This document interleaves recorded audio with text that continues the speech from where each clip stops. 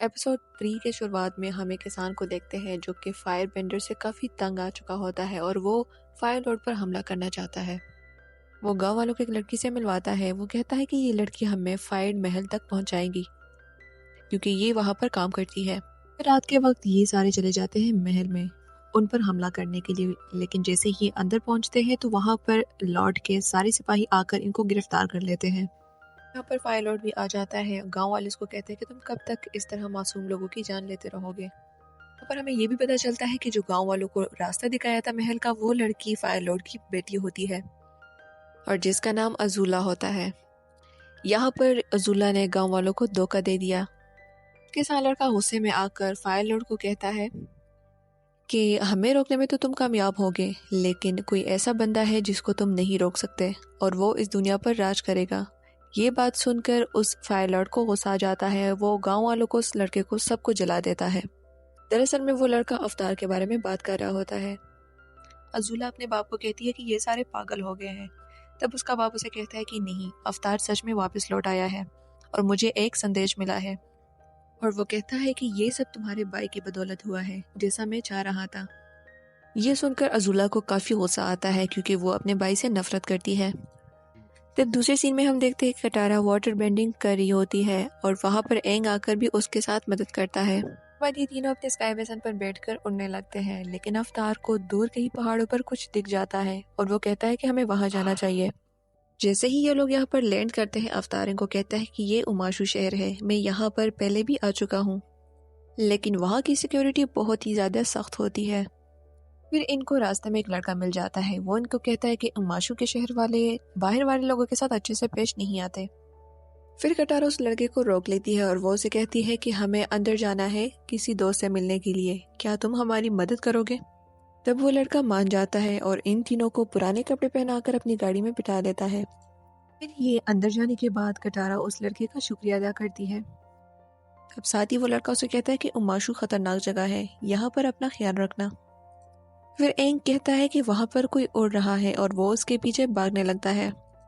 جیسے ہی وہ وہاں پر پہنچ جاتا ہے تو وہ ایک لنگڑے لڑکے کو دیکھ لیتا ہے اور وہ اسے کہتا ہے کہ تم ایک ایئر بینڈر نہیں ہو؟ پھر لڑکا اسے کہتا ہے کہ نہیں۔ پھر اتنے میں پیچھے سے بہت بڑا دھماکہ ہو جاتا ہے۔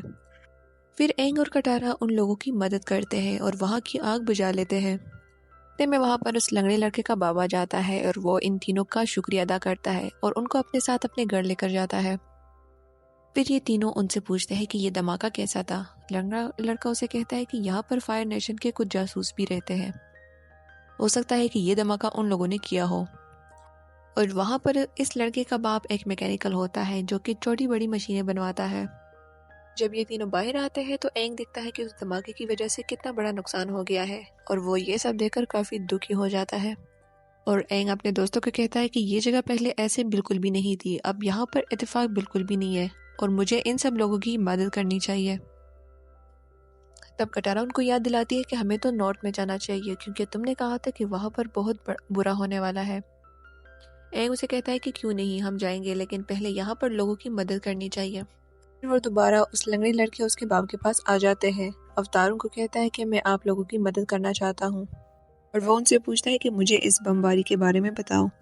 تب وہ لڑکا اسے کہتا ہے کہ مجھے پتا ہے کہ وہ بمباری والے کہاں ملیں گے، وہ پہاڑی کے چوٹی میں آپ لوگ کو ملیں گے۔ دوسرے سین میں ہم کمانڈر زاؤ، زوکو اور اس کے چاچا کو دیکھتے ہیں۔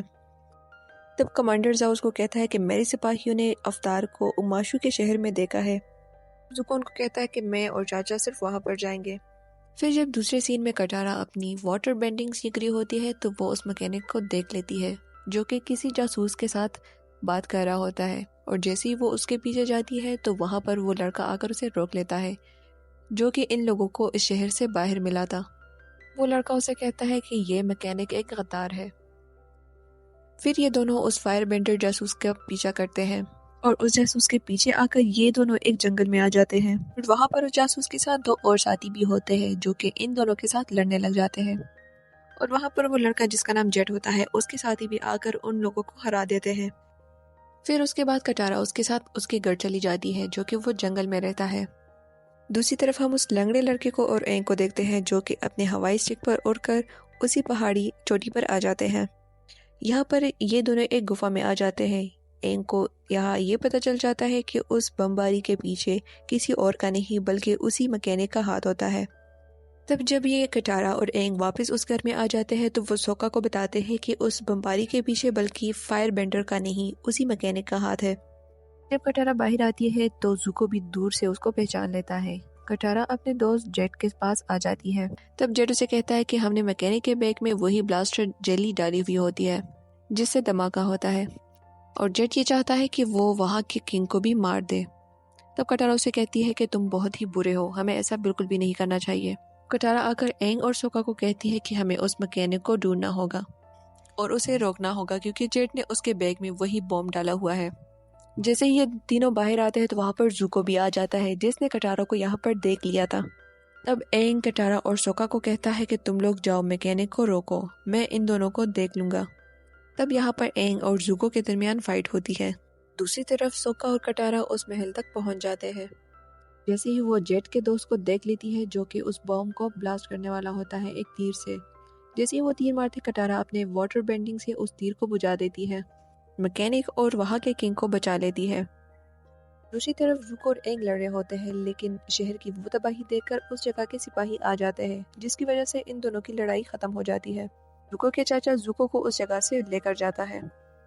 جیسے ہی وہاں کے سپاہی ان دونوں کو پکڑنے آتے ہیں تب زوکو کے چاچا وہاں پر فائر بینڈنگ کر کے سب کا دھیان اپنی طرف کھینچتا ہے اور زوکو کو کہتا ہے کہ تم یہاں سے چلے جاؤ، اور دوسری طرف اینگ کو بھی ایئر بینڈنگ کرتے ہوئے دیکھ لیتے ہیں۔ وہی سپاہی اینگ کو بھی لے کر جاتے ہیں۔ یہاں پر یہ ایپیسوڈ بھی ختم ہو جاتا ہے، تو مجھے ضرور بتائیں کہ آپ لوگوں کو یہ ایپیسوڈ کیسا لگا، اینڈ نیکسٹ ایپیسوڈ دیکھنے کے لیے ہمارے چینل کو ضرور سبسکرائب کریں اینڈ ہمارے چینل پر ضرور وزٹ کریں۔ Thanks for watching.